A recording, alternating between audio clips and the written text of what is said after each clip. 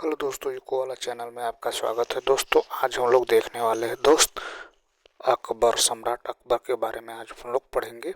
इसके पहले क्लास में हम लोग शेरशाह सूरी के बारे में देखे थे। दोस्तों, ये टॉपिक जो चल रहा है वो चल रहा है मुगल साम्राज्य। तो मुगल साम्राज्य के अंतर्गत हम लोग बाबर, हुमायूं, शेरशाह सूरी और अब हम आज देखने वाले हैं अकबर के बारे में। तो आइए देख लेते हैं अकबर का शासनकाल कब से कब तक रहा है। दोस्तों, ये रहा है 1542 से 1605 ईस्वी तक। अकबर का पूरा नाम था जलालुद्दीन मोहम्मद अकबर। तो ठीक है, आइए हम लोग अकबर के बारे में देख लेते हैं। तो अकबर का जन्म अमरकोट के राणा बीरसाल के महल में 15 अक्टूबर 1542 ईस्वी को हुआ था।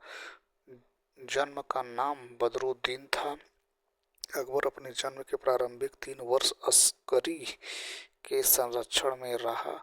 हुमायूं और कामरान के बीच कंधार को लेकर हो रहे युद्ध के दौरान जब हुमायूं की तोप कंधार के किले पर आग बरसा रही थी, उसी समय कामरान ने बालक अकबर को किले की दीवार पर लटका दिया था, किंतु सौभाग्य से वो बच गया।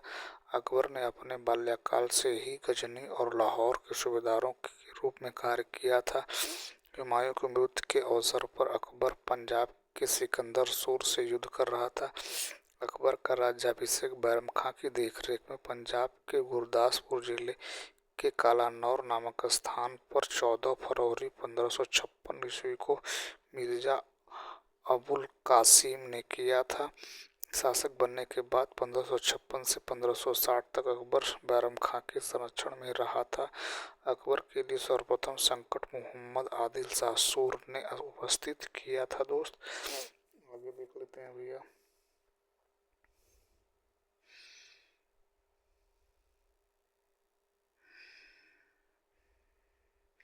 1556 ईस्वी में अकबर ने बैरम खां को अपने वकील वजीर नियुक्त कर उसे खान ए खाना की उपाधि प्रदान की। वास्तव में अकबर की प्रारंभिक स्थिति को सुदृढ़ करने में बैरम खां का सबसे बड़ा हाथ था, जो फारस के शिया संप्रदाय से संबंधित था। पानीपत के द्वितीय युद्ध 15 नवंबर 1556 वास्तविक रूप से अकबर के वकील एवं संरक्षण बैरम खां एवं मोहम्मद आदिल शाह सूर के वजीर एवं सेनापति हेमू, जिसने दिल्ली पर अधिकार कर अपने को स्वतंत्र शासक घोषित कर विक्रमादित्य की उपाधि धारण की थी, के बीच हुआ था। हेमू विक्रमादित्य की उपाधि धारण करने वाला भारत का 14वां शासक था। Doctor R.P. त्रिपाठी ने पानीपत के द्वितीय युद्ध के परिणाम के बारे में लिखा है।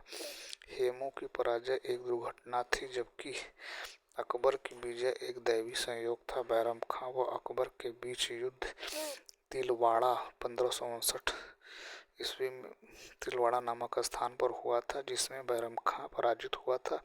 बैरम खां पर मक्का जाते समय गुजरात में अफगानों के एक दल ने आक्रमण कर दिया। मुबारक खां नामक एक अफगान, जिसके पिता को बैरम खां ने मच्छीवाड़ा 1555 के युद्ध में कत्ल कर मार डाला।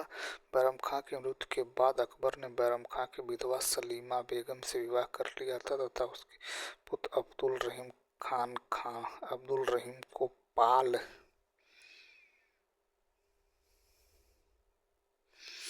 पोस कर खाना के पद पर पहुंचाया। अब्दुल फजल ने बैरम खां के पतन में सबसे अधिक उत्तरदायी अकबर की धाय माहम अनगा को ठहराया। अकबर के शासनकाल में 1560 से 1562 ईस्वी के समय को उसकी धाय माहम अनगा, उसके पुत्र आदम खां और पुत्री जीजी अनगा द्वारा शासन कार्य में सर्वेसर्वा होने का कारण इतिहासकारों ने पर्दा शासन, पेटीकोट सरकार भी कहा है। दोस्त, अकबर 1562 ईस्वी में दास प्रथा, 1563 ईस्वी में तीर्थ यात्रा कर तथा 1564 ईस्वी में जजिया कर को समाप्त कर दिया था। अकबर ने जुझार खां को हत्या के आरोप में हाथी के पैर तले को चलवा दिया था। ये देख लेते हैं दोस्त।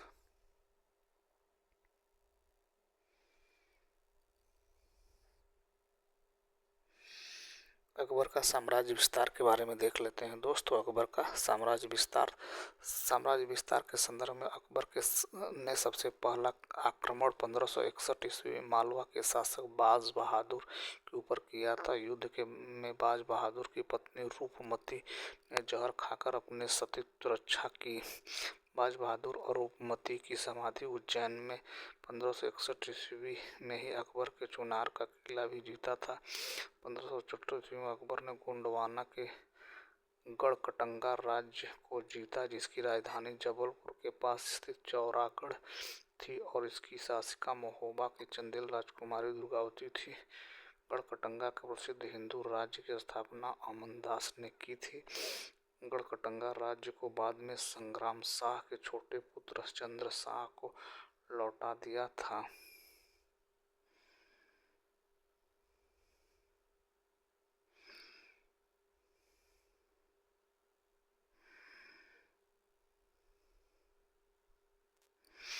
अकबर ने इसके बाद राजपूताने को जीतने का प्रयास किया था और इस सिलसिले में उसने सबसे पहले आमेर को वैवाहिक संबंधों में लाया। आमेर का शासक भारमल बिहारीमल पहला राजपूत राजा था जिसने स्वेच्छा से अकबर की अधीनता स्वीकार किया था।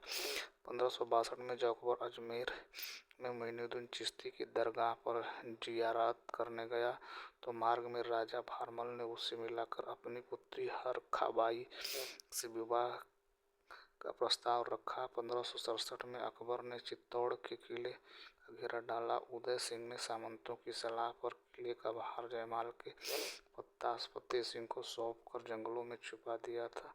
चित्तौड़गढ़ का किला मध्य राजस्थान का प्रवेश द्वार माना जाता था।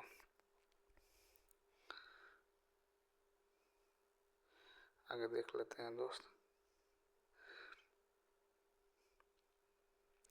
चित्तौड़गढ़ के किले में हुआ कत्लेआम ऐसा पहला अंतिम अवसर था जब अकबर ने ऐसा कत्लेआम करवाया था जो अकबर के नाम पर एक बड़ा धब्बा है। अकबर जयमल और फत्ता की वीरता से इतना प्रभावित हुआ था कि इन दोनों वीरों को हाथी पर सवार प्रतिमा को आगरे के किले के मुख्य द्वार पर स्थापित करवाया था। अकबर ने चित्तौड़ विजय के उपलक्ष्य में फतहनामा जारी किया था। 1572 ईस्वी में अकबर द्वारा गुजरात पर आक्रमण किया, जिसका कारण उसकी समृद्धि एवं विश्व व्यापार का प्रमुख केंद्र स्थल होगा। अपने गुजरात अभियान के दौरान ही अकबर ने पहली बार समुद्र के दर्शन किए तथा पहली बार पुर्तगाली व्यापारियों के भेंट भी की। स्मिथ महोदय ने 1573 ईस्वी में गुजरात के द्वितीय अभियान को ऐतिहासिक दूरगामी आक्रमण बताया।